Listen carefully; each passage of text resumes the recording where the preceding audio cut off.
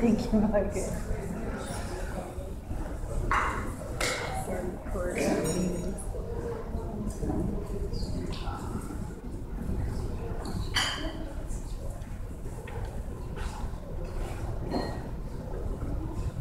Okay, now we can go to page 23 now. It's the next blessing.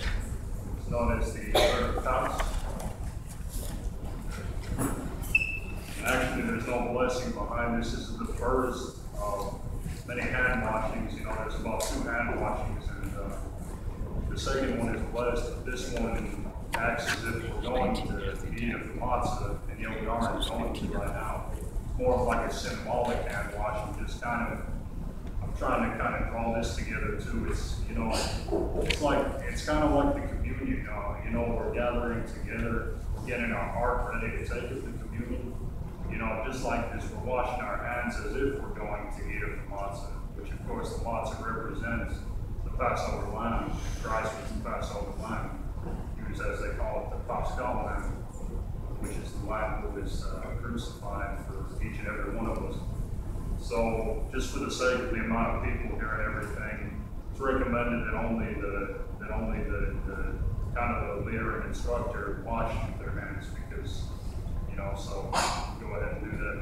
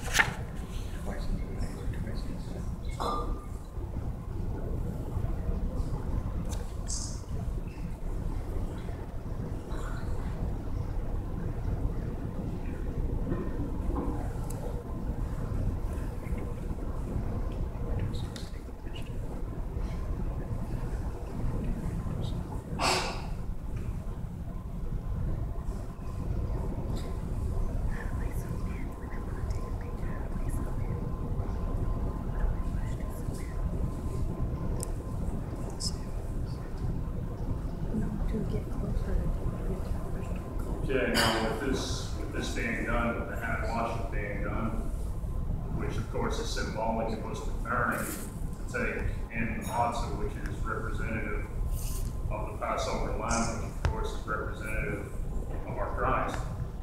Now comes the first of the elements, which you now see in front of you on what is called the Seder plate.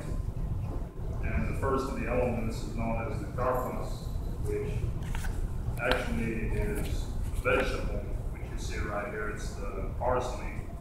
You'll actually see it on here twice, but it's going to be the first one nearest to the lamb shank, I believe. Make sure. No, actually, no, it's the one right next to where you see the horseradish. You see that? Anyways, it's the parsley, so this is the first that you will take out, the first of the elements. And what the karpas represents is, as it says in the Haggadah, there's a sort of description here that I'd like to expound on.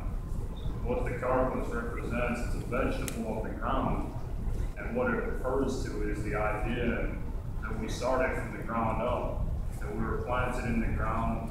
And just referring to Israel, Israel was a small nation, it was a bond nation. In fact, it was told to Abraham, or as he's called in Hebrew, Abraham, it was told of him that his people would go into bondage for 400 years, and this was prophesied that they would, by God himself, go into bondage in the land of Egypt for these 400 years. And so, with the karpas, it shows that Israel started out as a small bond nation, grew into being God's very own people, His chosen nation. And that's exactly what we were. That's exactly how we were. We We were sinful. We had nothing that was good about us, and God took us and He turned us into somebody great. He turned us into something even more than Israel, because Israel, while the nation of Israel is described in Exodus 4:22 as being the child, the actual child, the Son of God, there's never been a person before Christ's death that could say that God is our Father. The Israelites and the Jews who did not know Christ, they don't have that right to call Him Father as we do, or Abba. They have the right to call Him Abba, Father. So I'm going to then recite the blessing. I'll go ahead and recite this blessing too, since it's short. I'll recite it in Hebrew and English, and then we'll take the conference together. Baruch atah Adonai Eloheinu melech haolam borei beri hagam. No. Ha'adam. And blessed are you, Hashem, our God, King of the universe, who creates the fruits of the earth. So now, if we could all together take the karpas, you'll see a bowl in front of you that's filled with salt water.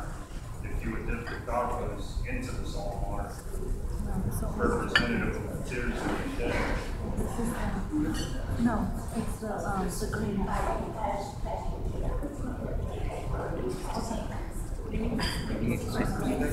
No.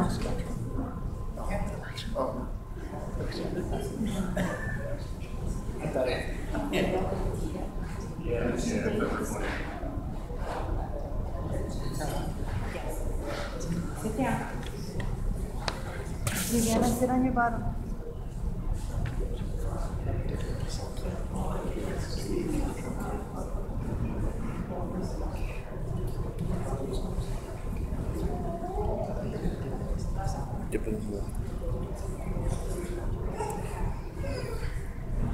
Nate.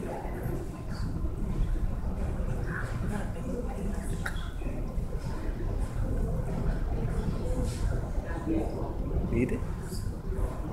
No, just wait. We're gonna do it together. We're gonna wait. That's okay.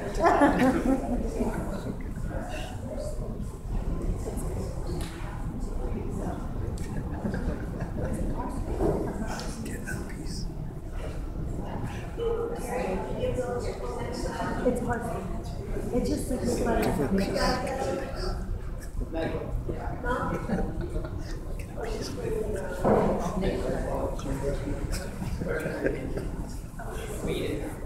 Oh.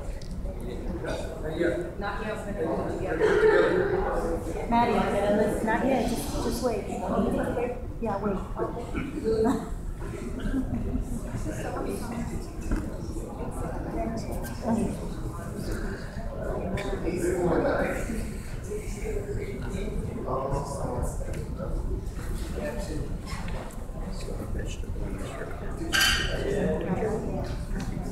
Not yet. Not yet. Not yet.